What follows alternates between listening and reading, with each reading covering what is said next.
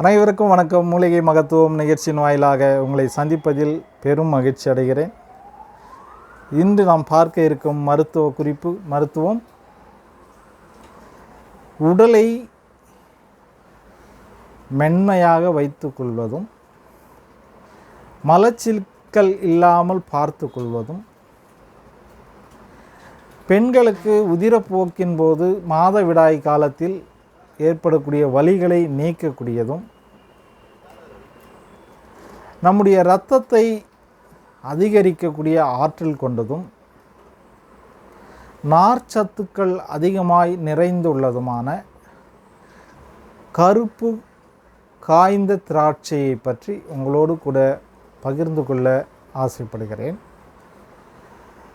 இந்த கருப்பு காய்ந்த திராட்சையில் மருத்துவ குணங்கள் ஏராளமாக இருக்கிறது. சொல்லிக்கொண்டே போகலாம். நாம் திராட்சை வாங்கி சாப்பிடும்போது பெரும்பாலானவர்கள் நிறைய பேர் கொட்டை இல்லாத திராட்சையே வாங்கி சாப்பிடுகிறோம். ஏனென்றால் அங்கு கொட்டை கொஞ்சம் சிறு கசப்பாக இருக்கும். அதை மென்று தின்வதற்கு நம்மால் முடிவதில்லை. அப்படி ஒரு சோம்பல்.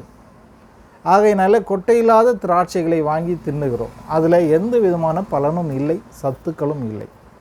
ஆகையினாலே நீங்கள் எந்த பழம் வாங்கினாலும் கொட்டை உள்ள பழங்கள் தான் நமக்கு ஆரோக்கியத்தை தரக்கூடியது. அந்த வரிசையில் காய்ந்த திராட்சையில் கருப்பு திராட்சை, இந்த பன்னீர் திராட்சை என்று சொல்லுவார்கள். அந்த திராட்சையை பச்சையாகவும் வாங்கி சாப்பிடுங்கள், அது நன்மை தரும். பச்சை திராட்சையை விட அந்த கருப்பு திராட்சை, அந்த பன்னீர் திராட்சை நல்லது உடம்புக்கு. அந்த வரிசையில் இந்த காய்ந்த திராட்சையில் ஏராளமான சத்துக்கள் இருக்கிறது. நார்ச்சத்து அதிகமாய் அடங்கியிருக்கிறது.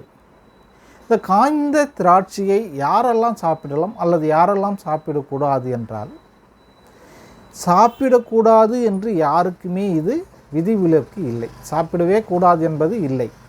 எல்லோருமே சாப்பிடலாம். எப்பொழுதெல்லாம் சாப்பிடலாம் என்றால், எப்போ வேண்டுமானாலும் சாப்பிடலாம். அதில் என்னவென்றால், காலையில் வெறும் வயிற்றில் சாப்பிடும்போது அது மருந்தாக வேலை செய்கிறது.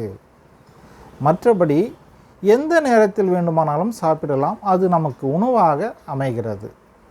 மருந்தாக செயல்பட வேண்டுமானால் நாம் இதை வெறும் வயிற்றில் காலையில் சாப்பிட வேண்டும்.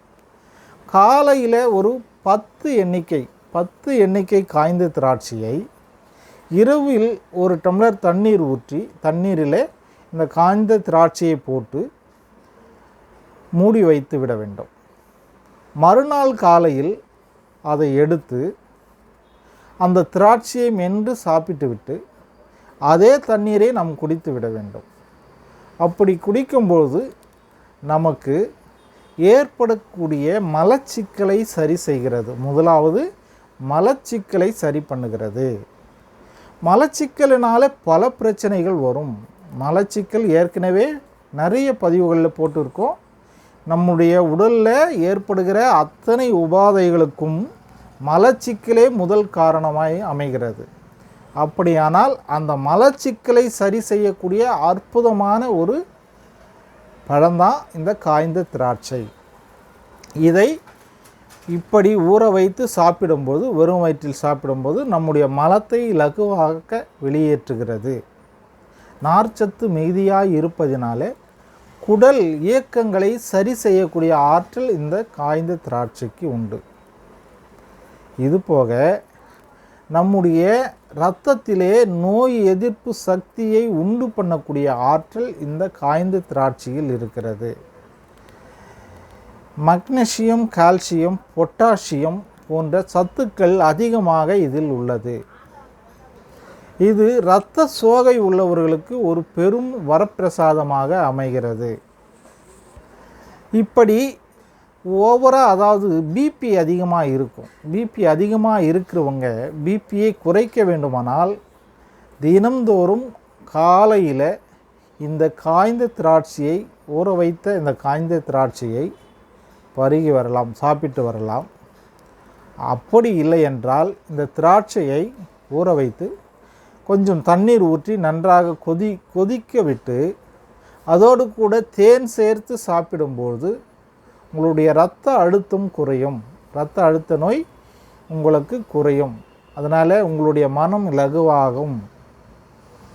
மனம் லகுவாகிவிட்டாலே ரத்தம் அழுத்தத்திலிருந்து நாம் விடுபட்டோம் என்பது பொருள்.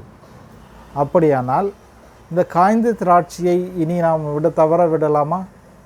இந்த காய்ந்த திராட்சையில் எத்தனை மருத்துவ குணங்கள் உண்டு பாருங்கள். சாதாரணமான ஒரு திராட்சை என்று நினைக்கிறோம்.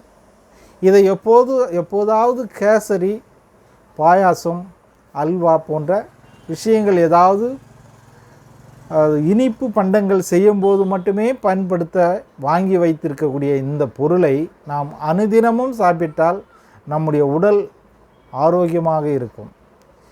இதை நாம் தெரிந்து கொண்டிருந்தாலும் அதை பயன்படுத்துவதற்கு நம்மளுக்கு ஒரு சோர்வு அல்லது சோம்பேறித்தனம் என்று சொல்வார்கள். இதோட விலையெல்லாம் மலிவு தான். ஆனால் நமக்கு நோய் வந்துவிட்டால் அதற்கு செலவு செய்வது எவ்வளவு காசு ஆகிறது? அப்படின்னா நம்ம வருமுன் காக்க வேண்டுமானால் இப்படிப்பட்ட பொருட்களை நாம் உட்கொள்ளும்போது நம்முடைய உடலில் ஏற்படக்கூடிய அல்லது நமக்கு வர இருக்கக்கூடிய நோய்களிலிருந்து நம்ம விடுபடுவதற்கு இது போன்ற ஒரு பழம் நமக்கு ரொம்ப அவசியமானதாக இருக்கிறது. இந்த காய்ந்த திராட்சை நம்முடைய இரத்தத்தில் பெரும் பங்கு ஆற்றக்கூடியதாக இருக்கிறது. எலும்புகளுக்கு பலம் கொடுக்கக்கூடியதாக இருக்கிறது.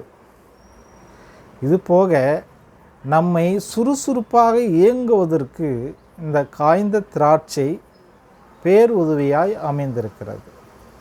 ஆகையினால் இந்த காய்ந்த திராட்சையை வாங்கி வைத்திருக்கிறோம். ஏதோ பாயாசம் செய்யும்போது மாத்திரம் போடலாம், அல்லது கேசரி செய்யும்போது பயன்படுத்திக்கலாம், இல்லை ஏதாவது உணவு பண்டங்கள், இனிப்பு பண்டங்கள் செய்யும்போது பயன்படுத்தலாம் என்று நினைக்காமல் தினந்தோறும் இதை இரவில் போட்டு தண்ணீரிலே ஒரு 10 எண்ணிக்கை போட்டு ஊற வைத்து காலையில் அதை மென்று சாப்பிட்டு அந்த தண்ணீரை குடித்து வரும்போது உங்கள் உடல் ஆரோக்கியமாக இருக்கும். அன்றைய பொழுது உங்களுக்கு நன்றாகவே இருக்கும். உங்களுக்கு எந்த விதமான சோர்வுகளும் இருக்காது. உங்களுக்கு அந்த பிபி என்கிற ஐ லெவல் இரத்த அழுத்த நோய் அதை தடுத்து நிறுத்தக்கூடிய ஆற்றல் இந்த காய்ந்த திராட்சையில் இருக்கிறது. ஆகையினால் காய்ந்த திராட்சை என்றால் அந்த கருப்பு திராட்சைக்கு மருத்துவ குணங்கள் அதிகமாக இருக்கிறது. அதனால தான் காய்ந்த திராட்சையில் கருப்பு என்று சொல்லியிருக்கிறோம். அதனால் கருப்பு திராட்சையை வாங்கி பயன்படுத்துங்கள். அதோடு அந்த கொட்டையோடு சாப்பிடுவது தான் அதில் சிறப்பு. இந்த கொட்டை நோய் எதிர்ப்பு சக்தியை அதிகரிக்கக்கூடிய ஒரு ஆற்றல் அந்த பழத்திற்கு உண்டு. ஆகையினால தான் இந்த பழத்தை பயன்படுத்த வேண்டும் என்று உங்களுக்கு சொல்லி கொண்டிருக்கிறேன். இது போன்ற நல்ல தகவல்களை நீங்கள் தெரிந்து கொள்வதற்கு நம்முடைய சேனலை பாருங்கள், சப்ஸ்கிரைப் பண்ணுங்கள், லைக் பண்ணுங்கள், ஷேர் பண்ணுங்கள். நன்றி, வணக்கம்.